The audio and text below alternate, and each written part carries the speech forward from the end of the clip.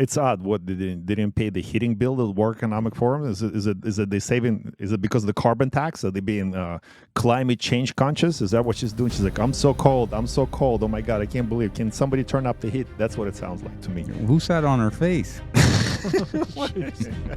Bad time of month. Oh, Glenn, I didn't expect that. Did she just cough? She just coughed, right? Did the In test this COVID era, you know? Yeah. Did she cough? She's like, oh no, it's not COVID. It's the disease X. This is how disease X. We're gonna go back to this video a few months from now. It's like this is the what do they call it? The point of origin. What do they call it? The patient zero. Here's disease X for you. Here's disease X for you. Take that back to your country. Yeah. Take that back to your continent. You go back to your continent. Imagine sitting there and this thing's walking over to you, and I said, no thanks, man. 170 plus countries in 1992 signed the Agenda 2030, right? Do you know what Agenda 2030 is? Exactly. Is it Agenda 21, you mean? Oh, Agenda 21, right? Is it Agenda 21? You had to move it up to now they've switched it. The initial one was for the 21st century. Yeah, you had Klaus saying, you will own nothing and be happy. Agenda 21, Sustainable Development. It is the inventory and control plan. Inventory and control of all land, all water, all minerals, all plants, all animals, all construction, all means of production, all food, all energy, all information, and all human beings in the world.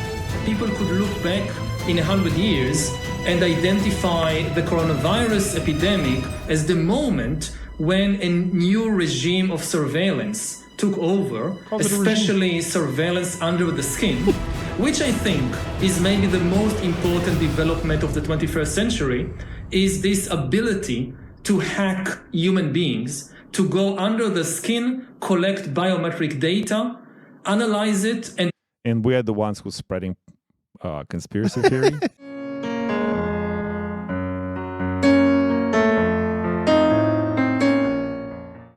Anturma chaya no Camaru anuri, no Camai, no Camwaka, na anuri, no Yuyuá, na Warron Chinavo Punk and Tushina Shavawaki, Chinamo Kikirani, Tsai Shavakirani, Tsaima Kikirani. It's odd. What they didn't pay the heating bill at World Economic Forum? Is it they saving? Is it because of the carbon tax? Are they being climate change conscious? Is that what she's doing? She's like, I'm so cold. I'm so cold. Oh my God, I can't believe. Can somebody turn up the heat? That's what it sounds like to me. Who sat on her face? Bad time of month. Oh, Glenn, I didn't expect that. No one expected. I love to think she's putting a curse on them, considering if there's anybody that raped and pillaged your indigenous people, they're definitely the people on that stage. Yeah, well, let's finish this. Circus. This is circus. There's no other way to explain I don't this. know, hopefully it's black magic. It is 100%. That's why they're bringing it. Did she just cough? She just coughed, right? Did the In test this COVID era, you know? Yeah. Did she cough? She's like, oh no, it's not COVID. It's the disease X. This is how disease X. We're gonna go back to this video a few months from now. It's like this is the what do they call it? The point of origin. What do they call it? The patient zero. Patient zero. Yeah, I thought I heard. I want my marijuana. That's Glenn. That's your subconscious talking to you. Never did it in my life. Why should I? She said, why shut I? Yeah, why your eyes are shut? Yeah, I agree. Do we know who she represents or which part of the world? No idea. Here's disease X for you. Here's disease X for you. Take that back to your country. Yeah. Take that back to your continent. You go back to your continent. Imagine sitting there and this thing's walking over to you, and I said, no thanks, man. Talk to the hand or blow into the hand, and you're gonna get one of those. Look at that. It's sick. I can't believe we take this whole thing serious. It's Glenn. The reason why I'm doing this show, and thank you for being on Alex's show again. The reason why we're doing this show, because that's basically a tribute to you, because you're saying they're irrelevant now. I think World Economic Forum is just an extension of UN, right? It's just an arm, like some kind of mechanism of UN to do this agenda in the bidding. And you ask me, what do you mean by that, Alex? Well, it's 170 plus countries in 1992 signed the Agenda 2030, right? Do you know what Agenda 2030 is exactly? Was it Agenda 21, you mean? Or Agenda 21, right? Is it Agenda They 21? had to move it up to Now they've 2030. switched. The initial Yeah. one was for the 21st century. Yeah, Where you had Klaus saying, "You will own nothing and be happy." It's already the case in our That's country. pretty good. That's pretty good. Everybody's Okay. sitting on mortgages. Yeah, so this is the Agenda 2020, original Agenda 21. Nations Agenda 21, Sustainable Development.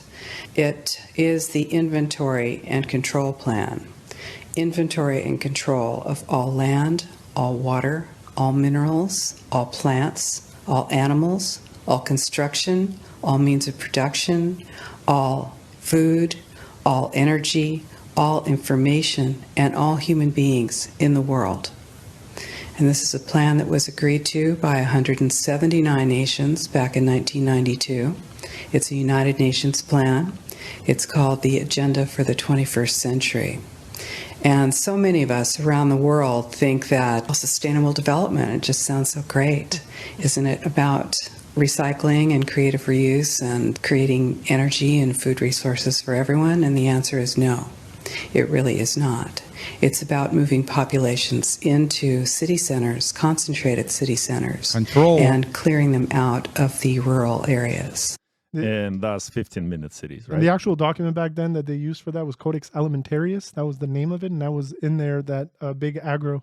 Because at that time in the 90s, it wasn't what it is today. You know how now everybody's kind of sensitive, recognizing how food is poison and everything, all the preservative, additives, hormones, steroids, growth hormones, and other shit that's in it. GMOs. Yeah, it was all big agro at that time that got together and was pushing through Codex Alimentarius, which is obviously taking effect by now. Well, so what are these 15-minute cities, right? We can talk about it. Okay, so this is just recent.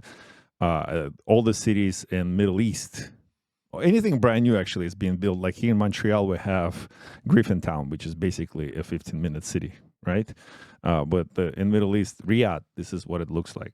Far reporting from Saudi Arabia this week with a look at what is happening in Riyadh, the capital city. From your point of view at the Ministry of Economy and Planning, what does 2030, Vision 2030 mean to you? Vision 2030 is about unlocking potential. That's the main objective, Vision 2030. Potential for what? I would rephrase it actually. Agenda 2030 is not unlocking potential, but locking people up so they can potentially control them to the greater extent. By the way, brothers and sisters, you know, it is the Holocaust Remembrance Weekend, week, whatever. This is 15-minute city is a concentration camp. No other ways around.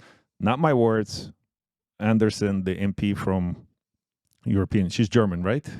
Christine Anderson? Belgium, maybe? Is she Belgium? Netherlands? Such a pleasure to be here with you, and thank you for everything you're doing. My question is your take on the 15-minute cities and what the real aim of the green agenda is really about. Okay, so first of all, I call it 15-minute ghettos because that's what they are. As I had just said, it's really not about, you know, making our lives easier. It has nothing to do with any of that. It's about getting you under control. It's about possibly locking you up. In Great Britain, they already introduced legislation in a province. They are speaking of climate lockdowns. And the people are being told, we are doing this to make your lives easier, and we have to save the planet. Obviously, we have to save the planet, right? It has nothing to do with that. It is pretty much, taking individual mobility away from people, you know, get them on, you know, bikes or whatever. So Remind you of any city that you know of? With lots of bike paths put in the last, how long she's been the mayor?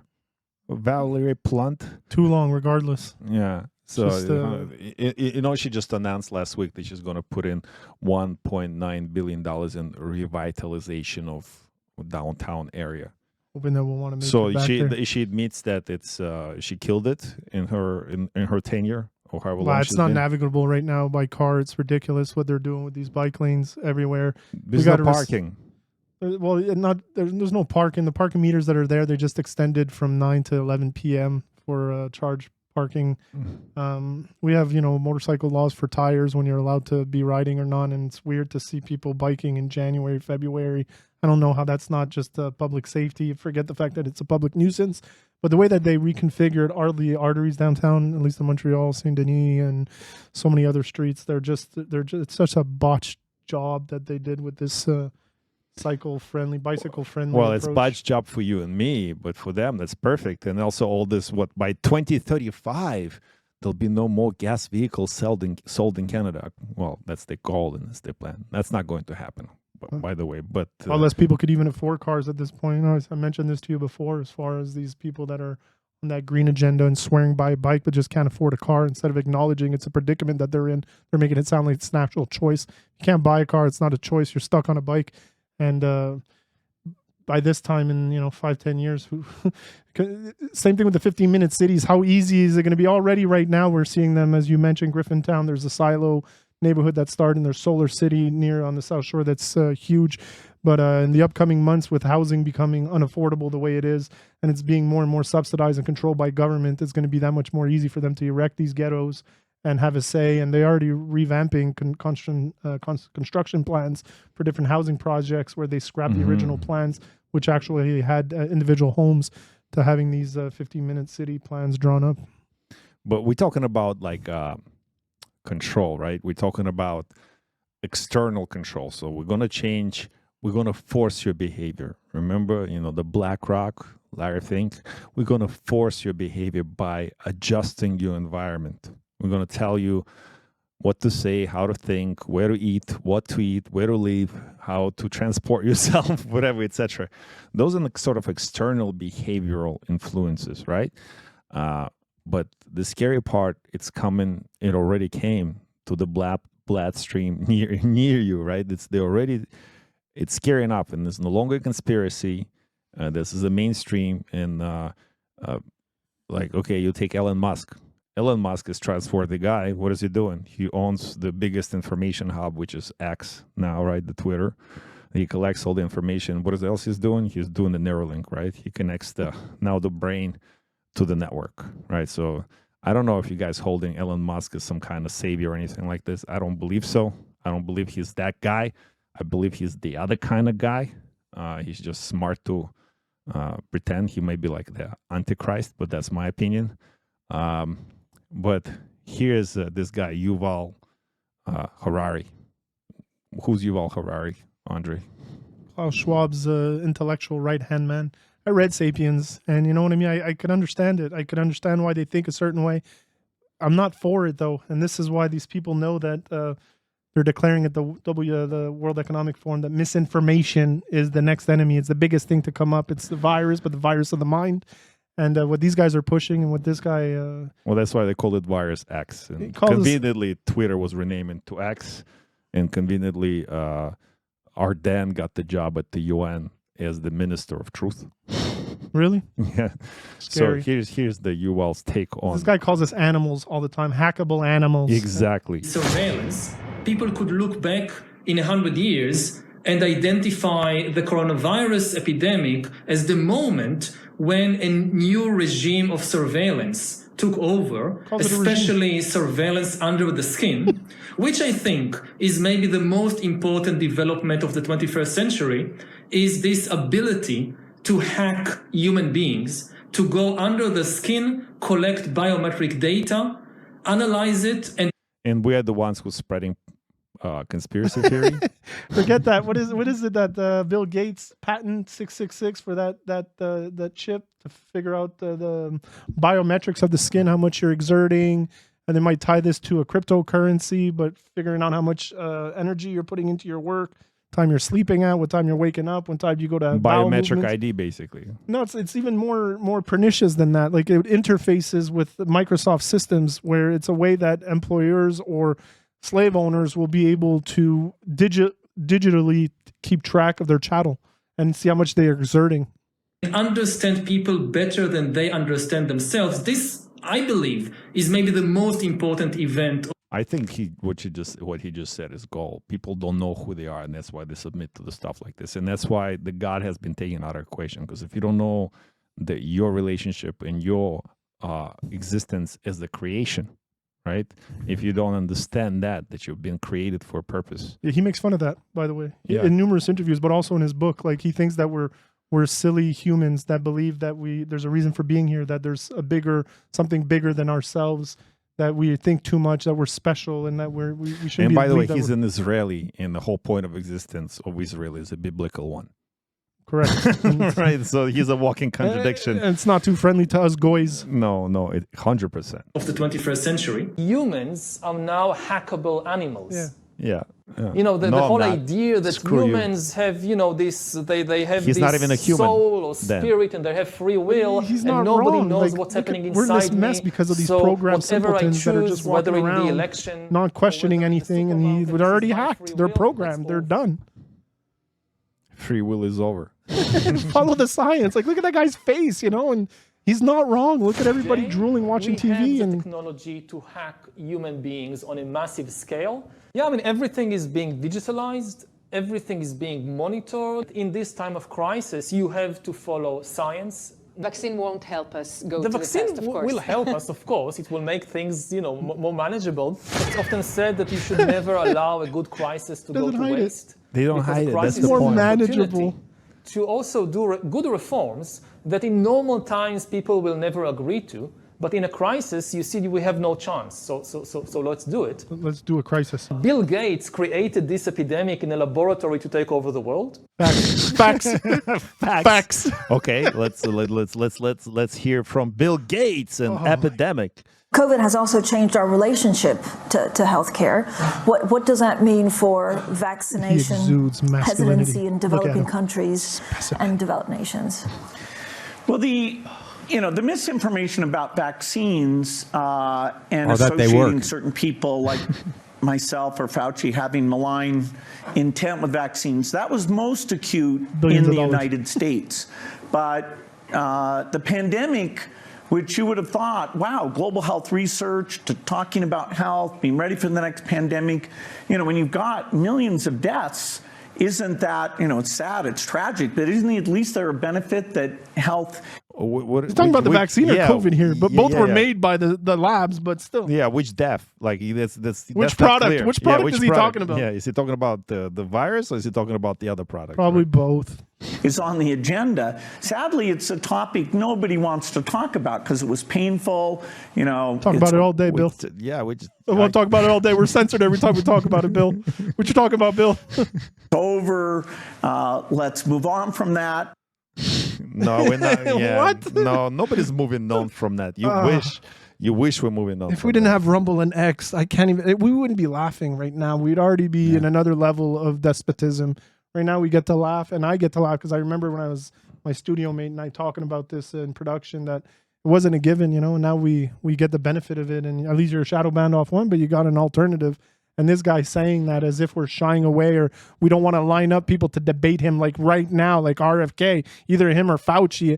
The fact that they offered these guys millions of dollars to their favorite charity as public servants, these guys should be broke. They're not. They're multimillionaires and they hit bank with this. The fact that none of them wanted to show up to stand behind their words and to debate these people that are doing for altruistic reasons with nothing to gain and everything to lose. These rats. Like, look at this guy. It's Glenn, well, this one's to you, right? So going back to original premise that World Economic Forum is no longer relevant. So the most significant part of the World Economic Forum last week was the speech by Javier Milei, right? Whatever, how do you say it? Yeah, Javier Milei, the new leader of Argentina. Now, if they know that he's a right-winger, a libertarian, then why would they ask him to come and make a speech there? I have no... You see, like, that's illogical. It doesn't... Well, I think that they had no choice. I believe that there's a new group of people at the top who are now running things. Whiteheads? Why, just people, spiritual beings that are having a human experience, but they're good beings. And they want to right a lot of the wrongs that people like Bill Gates have done. And I believe they're at the top, and now everything is just it's optics. It's all visuals going on, where everybody before thought that this was normal, World Economic Forum, and you know, like, as long as I know if the Montreal Canadiens are going to play tonight, then I'm happy. You know, that's very important to me. But it seems to be, to me anyways, this is why I have a very positive view of the future. Everything is optics. Now things are going on under the table, nobody sees, which are going to be for the good. And it's exposing slowly but surely all these bad things that are going on, like Epstein Island, like Trudeau and Chrystia Freeland. We seem to be watching everything is starting to shift.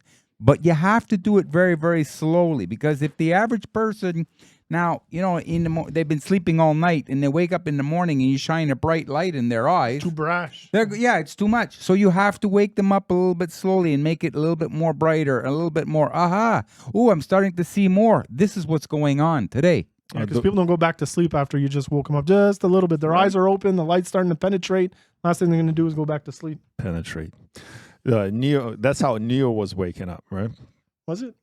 Well, like it was uncomfortable for him. He was in pain. His body was weak physically when he came out of the system, right? So I guess maybe that's how they're bringing people up to speed slowly. But again, I don't know. Hopefully it's not hoping, right? Hopefully it's not wishful thinking. But here's the speech. Let's listen to this guy. You only limit yourself to the traditional economic definition of socialism, which says that it's an economic system where the state owns the means of production. This definition, in my view, should be updated in the light of current circumstances. Today, states don't need to directly control the means of production to control every aspect of the lives of individuals. With tools such as printing money, debt, subsidies, controlling the interest rate, price controls, and regulations to correct the so-called market failures, they can control the lives and fates of millions of individuals. This is how we come to the point where, by using different names or guises, a good deal of the generally accepted political offers in most Western countries are collectivist variants, whether they proclaim to be openly communist, fascists, Nazis, socialists, social democrats, or liberal democracy, like Christian Freeland says about Canada. You would almost think he's talking about Canada. He could be talking to Canadians about what's going on in this country. He is talking about that. Socialists, Democrat Christians, Christian Democrats, neo-Keynesians, progressive, populist, nationalists, or globalists.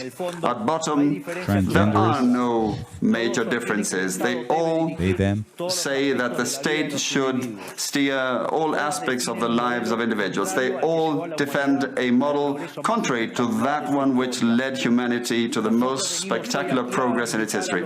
We have come here today to invite the rest of the countries in the Western world to get back on the path of prosperity, economic freedom, limited government, and unlimited respect for private property are essential elements for economic. Which just completely contradicts Carl Schwab. You own nothing and you'll enjoy it.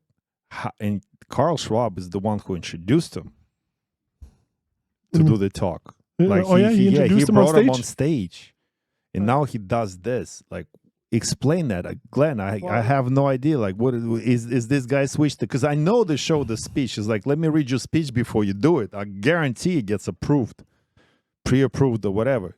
You tell me he pulled the fast one?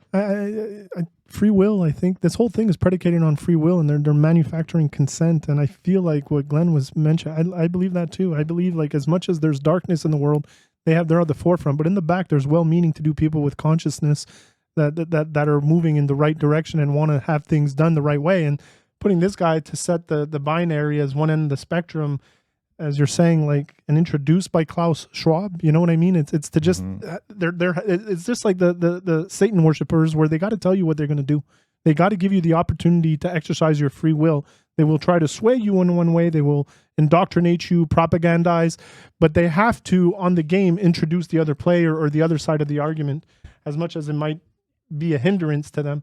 But this guy is a PhD in economics. You know what I mean? He's not like talking about something that is like he doesn't know about, like, this is his subject, this is bread and butter. Do you want to hear the rest of the speech? I'd like to. Growth. And the impoverishment produced by collectivism is no fantasy, nor is it an inescapable fate. But it's a reality that we Argentines know very well. We have lived through this, we have been through this, because as I said earlier, ever since we decided to abandon the model of... So it's the same thing that goes here for Canadians from Eastern Europe, from China, and from other, like Argentina that live here now. They're in shock. It's like, I escaped my country to be here, and now it's a lot worse. You know, Ukrainians coming here from war, and they're like, I'm going back. It's the arrogance of especially our academic class or our paid intellectuals, which are totally compartmentalized.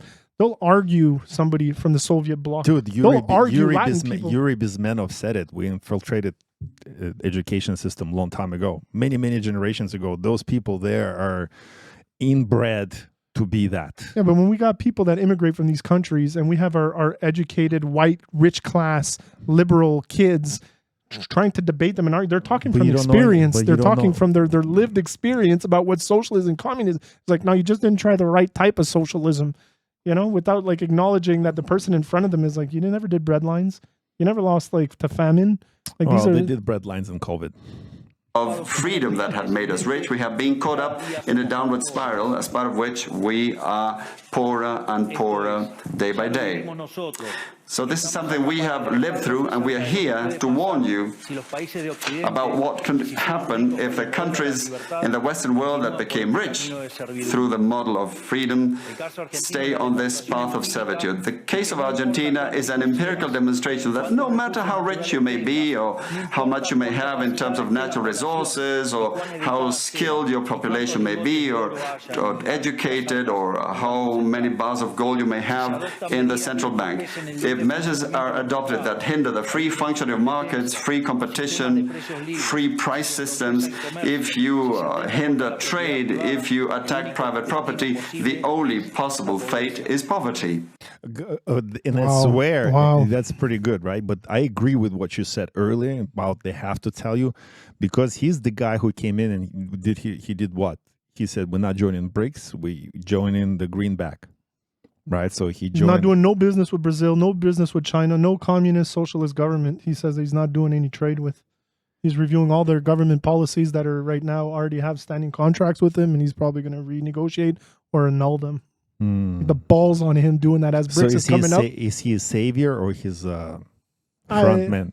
Not a front. I genuinely think he's a savior. He's a guy of the people. Him going in there, cutting out like 85% of the ministries. The boss move of taking away the peso, putting it to the USD, my opinion is like, if he wants to be boss, make your currency Bitcoin. Ecuador, a lot of Central American countries are going that way, and right away they're feeling the benefits of it because it's bringing in free trade, because it forces free trade when you're doing crypto, especially Bitcoin. It's the opposite of CBDCs. Right now we're in the middle with that trash fiat. It's still a good move what he did, in my opinion. And what do I know, you know? But I want to believe in a good story, and this guy's just a guy of the people, like a soccer player, a musician as well, PhD, you know what I mean? He's an artist, so... I heard that he flies coach also. Did you see that? And he's not LGBTQ member. No, at all. He's just do whatever you want to. He's a libertarian, you know. Just do whatever you want in the comfort of your home. I don't need to hear or see about it. I definitely don't need to bankroll your elective surgeries and have that as a monetary strain on the state causing inflation. Like, he's fully aware of what is inflation. He's a Mises guy, right? Austrian economics. Like, what he's into is like where we're going to have to move to painfully. So that he's like all the red states in the U.S. Like in Canada, we're fucked because we have one way of doing things and that's it. But in the U.S., you already which way is that? The wrong way. The wrong way. And this, what would Seema say, Glenn? What would Seema say on this one? Which way are we doing it? Ah, come on, let's gotta put Seema on the spot. But that's okay. I don't know that inside. You do. Anyway, everything he's vouching for right now is being done by red states. You know what I mean? As far as limited government. Local trade, low taxes, low government spending. Completely opposite of what we're doing here. Yeah, we're New York, California, and look what's happening to New York, California. And Canada, if it wouldn't be for this floodgates of immigrations, we're having a hard time gauging the exodus right now and the replacement literally of the people that are leaving with wealth, value, and businesses versus putting in people that are costing us government debt spending and inflation for just the paychecks that they're getting. Actually, the next round of interviews that we're doing is on that. We're interviewing expats that left Canada for South America or for Central America. Yeah, you know what would be good to that? The other side of the coin is offering some money, making it totally official, and let's go interview some of the people that are in the immigration center. They're flooding Montreal. People don't know this. Whatever's happening in the U.S. is happening in Canada as well.